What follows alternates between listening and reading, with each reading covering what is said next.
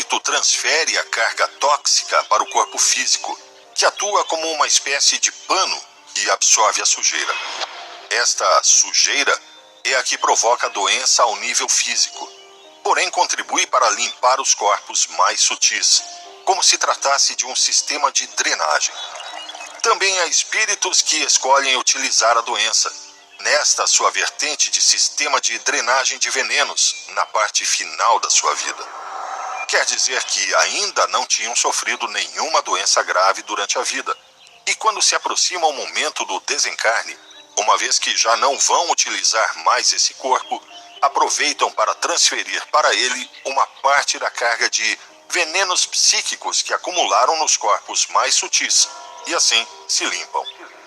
Este caso é muito frequente e por mais que se tente evitar o desencarne, isso é totalmente impossível, pois não se trata de nenhum conflito emocional ocorrendo, mas sim de uma depuração espiritual. E se o espírito comete um ato contra a lei do amor, será na vida seguinte obrigado a passar por uma doença? Não. Como dissemos, há diversas formas de eliminar o veneno psíquico. Com os atos de amor, começando pela reparação do mal que se causou, elimina-se o veneno do espírito sem a necessidade de passar por uma doença. Por isso disse antes que se o causador da doença é o egoísmo, o amor é o antídoto e o remédio de todos os males. Portanto, não tem que ser necessariamente através das doenças para se desfazer delas, mas devido ao fato de que esta é uma forma rápida de se verem livres delas, muitos espíritos escolhem-na. O que é verdade é que, enquanto não se faça nada para eliminar, a carga tóxica continua presente, impedindo o progresso do espírito em direção a níveis mais elevados de amor e felicidade. Disse também que há doenças que são uma mistura de componente emocional e suscetibilidade genética. Sim. Poderia explicar melhor? Há espíritos que vêm para enfrentar determinadas provas. Para evitar deixar-se levar pelo materialismo e recordar o propósito espiritual que os levou a encarnar, utilizam a doença como lembrete. Quer dizer, a doença apenas surge se o espírito se desviar do caminho que previamente traçou, como se tratasse das bandas sonoras que existem nos lados da estrada, que servem para avisar o motorista de que está saindo da sua faixa. Enquanto outras pessoas nas mesmas circunstâncias não desenvolveriam uma doença importante, a pessoa com suscetibilidade ou predisposição genética para uma determinada doença tem um limiar de ativação mais baixo. Quer dizer que um estímulo emocional de menor intensidade é suficiente para ativar a doença. Como você diz, se a doença é causada realmente por conflitos emocionais desta vida e se resolve, neste caso, com a solução do conflito, ou então por doenças congênitas se tratarem de um processo depurativo, não podendo, neste caso, curar a doença, pergunto, os tratamentos farmacológicos que se utilizam atualmente, por exemplo, para o câncer, servem para alguma coisa? Os tratamentos atuais, isto é, a quimioterapia e a radioterapia, tentam eliminar o sintoma, que é a proliferação celular, mas não eliminam a doença, porque não atuam sobre a sua origem. Ao danificar o DNA, causam lesões celulares muito profundas que em muitos casos são permanentes e não podem se regenerar. É difícil entender como se pensam que o câncer é provocado por alterações genéticas, utilizam como tratamento para ele agentes que provocam essas alterações. Isso quer dizer que os fármacos são maus? Nem todos, mas sim os que são agressivos porque provocam mais prejuízos do que benefícios. Por exemplo, os anti-inflamatórios, os corticoides e alguns imunossupressores podem ser úteis em determinados momentos. A farmacologia bem utilizada pode ajudar, tanto na recuperação da saúde nos casos em que a doença vem desta vida e, portanto, é curável, como a aliviar os sintomas e melhorar a qualidade de vida nas doenças que não têm cura. E os que se curam de um câncer depois de um tratamento farmacológico? Se curaram, é porque ou resolveram o problema emocional que o originou, ou porque, na realidade, a doença era benigna, não apenas porque se eliminou o sintoma. Se o mal emocional ou espiritual persistir, o câncer reaparecerá, ainda que seja em outro lugar próximo, depois de ter sido extirpado o primeiro tecido afetado. O que aconselha a nível físico para tratar um câncer? Alimentação por frutas, vegetariana e muitas vitaminas. Muito descanso e tranquilidade que permitam ao corpo concentrar-se na eliminação das células anormais e utilizar terapias não agressivas, que não ataquem o organismo, mas sim que o ajudem a retornar à normalidade. Se, como diz, o corpo astral se desvitaliza por causa da persistência nos egocentimentos, e isso, sem ser tratado, acaba provocando a doença física, o corpo astral poderia ser limpo energeticamente para melhorar a saúde?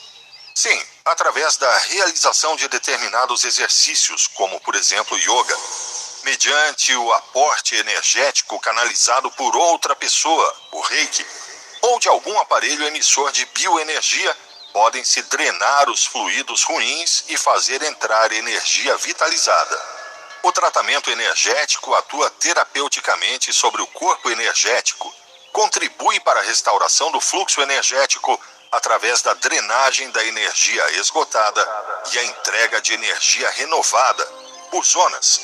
O tratamento bioenergético contribui para a recuperação da doença e para aliviar os sintomas. Mas se a pessoa persiste nos seus maus hábitos psíquicos, o desequilíbrio no corpo astral voltará a ser produzido e, portanto, a doença física voltará a se manifestar. Por isso é necessário abordar a cura de forma global, espiritual, mental, energética e física. Pode explicar o que é o Reiki? O Reiki é um método de cura natural que utiliza a energia vital universal, que ajuda a sarar doenças físicas e mentais. Reiki é o nome que lhe deu o sacerdote japonês que o redescobriu e significa energia vital universal. Ainda que agora se tenha popularizado com este nome ou com o de terapia bioenergética, a transmissão de energias para melhorar a saúde tem sido utilizada há milhares de anos com diversos nomes, como passe magnético ou prana. É a imposição de mãos de Jesus, a cura pela graça. Em que se baseia o Reiki? A prática do Reiki fundamenta-se num emissor ou canal que, através das suas mãos, é capaz de transmitir energia vital a um receptor, que pode ser ele mesmo ou outro ser vivo, humano, animal ou planta, com o fim de aliviar ou eliminar transtornos e doenças. O Reiki atua sobre o corpo astral e contribui para eliminar bloqueios energéticos provocados por maus hábitos psíquicos, mas também no caso de transtornos de origem inteiramente física, como traumatismos e intoxicações, pois reativa o fluxo energético nas zonas danificadas e contribui para aliviar as dores e acelerar o processo de regeneração dos tecidos. O conhecimento da constituição do corpo astral, dos fluxos de energia, dos chakras e das relações entre os problemas emocionais e o local físico afetado ajuda a colocar as mãos na posição correta para que o fluxo energético nas zonas lesadas se reative. Mas essa energia curativa, de onde vem? Do emissor? Do universo? A energia vital encontra-se em todos os cantos do universo e o passador de Reiki tenta concentrá-la e dirigi-la para a pessoa que necessita dela. Às vezes, o passador, se por alguma razão não consegue movê-la do seu ambiente, pode ceder a sua própria energia vital. Também deve-se levar em conta que muitas pessoas contam com a ajuda de entidades espirituais concretas que as ajudam na transmissão de energias, potencializando enormemente a sua capacidade. Pode-se dizer, neste caso, que o trabalho mais consciente é feito pelos espíritos e que o passador de Reiki atua como um instrumento para que os espíritos terapeutas possam acessar ao plano físico-energético. E que razões pode haver para que alguém tenha de ceder a sua própria energia? Devido ao esforço excessivo, falta de concentração, falta de relaxamento, falta de vontade em ajudar, maus hábitos psíquicos e físicos. Se acontecer assim, depois de uma sessão de Reiki, o passador se encontrará abatido, orvalho de energia e, inclusive, poderá replicar alguns dos sintomas de mal-estar do receptor. O que é preciso para se poder praticar Reiki? Repare, o mais importante para que o Reiki funcione é a vontade do emissor em ajudar os seus semelhantes e um nível vibratório do corpo astral elevado, o que se consegue com a prática do amor. Também é importante uma boa predisposição do receptor para receber energia, e isso baseia-se na confiança e na sinceridade. Se uma pessoa não está predisposta a receber a energia porque não acredita que seja possível, ou desconfia do emissor, ou porque não está disposta a fazer mudanças a favor do amor e na renúncia ao egoísmo, os seus chakras estarão fechados e, por mais potente que seja o emissor, a energia não penetrará. É semelhante ao que acontece com a rádio, em que, para se poder ouvir um programa, precisa-se de um bom emissor com um sinal potente, mas também que liguemos o receptor de rádio e o sintonizemos na frequência correta. A partir daí, e como acontece com os esportes, a prática continuada vai fazendo com que cada vez a capacidade de transmissão de energia aumente e seja de maior vibração. Com uma vontade de ajudar desinteressada, conseguem-se sempre os melhores resultados. Além disso, também a limpeza a nível físico contribui para que a energia não diminua a sua vibração quando passa pelo canal. Isso implica uma dieta vegetariana e a ausência de consumo de substâncias perigosas para o organismo, como álcool, tabaco e qualquer outro tipo de droga. É verdade que, para se poder transmitir energia, tem de se ter os chakras abertos por algum mestre iniciado em Reiki? Não. A capacidade de transmissão depende da capacidade evolutiva do espírito, da sua vontade em ajudar os outros e da prática. Quanto mais desinteressadamente haja, maior ajuda da parte do mundo espiritual receberá. A função de um mestre é de ajudar que o aluno desenvolva as suas potencialidades, mas também se pode ser autodidata. Como no esporte, com a prática aumentando-se a capacidade e com a vontade de ajudar os outros, recebe-se a ajuda do mundo espiritual de que se necessite, já que é no mundo espiritual onde estão os autênticos mestres da transmissão de energias. Ouvi dizer que existem cursos em que se cobra para adquirir níveis de Reiki. Qual sua opinião sobre isso? Que é um negócio como foram as indulgências, que prometiam um lugar no céu, com escritura e tudo em troca de dinheiro. Porque se o primeiro que o redescobriu, o Zui, fez de forma grátis, os que vieram depois dele se dispuseram a cobrar? Repito, não é necessário que alguém lhe inicie para começar a fazer Reiki. E é ainda menos que alguém lhe peça dinheiro em troca, por maior pompa e renome que tenha. Se se aproveita para ganhar dinheiro com isso, é porque não é alguém tão elevado como se diz ser. Um verdadeiro mestre não cobra por algo que não lhe pertence, sendo apenas o seu transmissor. Nem se proclama mestre, porque é humilde. Vocês têm o exemplo de Jesus, que curou muita gente com a energia e ensinou os seus discípulos a fazê-lo e jamais cobrou nada. Mas, além disso, há gente que cobra já não pelos cursos, mas sim pelas sessões de Reiki. O que acha sobre isso? O que se recebe gratuitamente quer dizer a energia universal que não é patrimônio de quem a transmite e lhe é permitido utilizá-la sem pagar, deve ser dado da mesma maneira. Os que cobram pelo Reiki apenas podem contar com a sua própria energia e com a que consigam reunir à sua volta através do seu esforço. Mas não devem esperar a ajuda de entidades espirituais de alta vibração, porque para sintonizar com elas, deve-se haver a limpeza do coração e vontade desinteressada em ajudar o próximo. E os que cobram pelo Reiki não têm vontade desinteressada, mas antes interessada em tirar partido econômico da sua prática. Bem, mas muitos dizem que não é para ganhar dinheiro, mas sim porque, ao dedicar tempo ao Reiki, o retiram de um trabalho remunerado e precisam viver de alguma coisa. Então, que não tentem viver da transmissão de energias. Pode-se ter um trabalho remunerado em outra atividade que sirva para se manter economicamente, e apenas praticar reiki nos tempos livres. É uma questão de querer.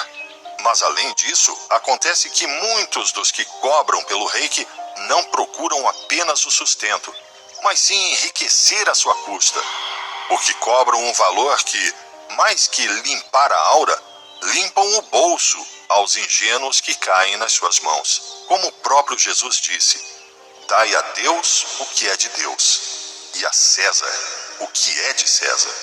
Se precisam se manter materialmente, procurem fazê-lo com um trabalho material, não com um trabalho espiritual. Não misturem o dinheiro com a espiritualidade, porque a sujam. Por acaso os guias espirituais os cobram pela ajuda que os prestam? Ora, se eles não o fazem, sigam seu exemplo e não façam também. E se acham que têm licença para cobrar porque a capacidade procede de vocês mesmos, é isso que terão. Apenas podem contar com a sua própria energia. Notem bem, não se pode servir a Deus e ao dinheiro ao mesmo tempo. Ou, traduzindo em linguagem atual, não se pode servir ao amor e ao egoísmo ao mesmo tempo, porque são conceitos antagônicos e incompatíveis.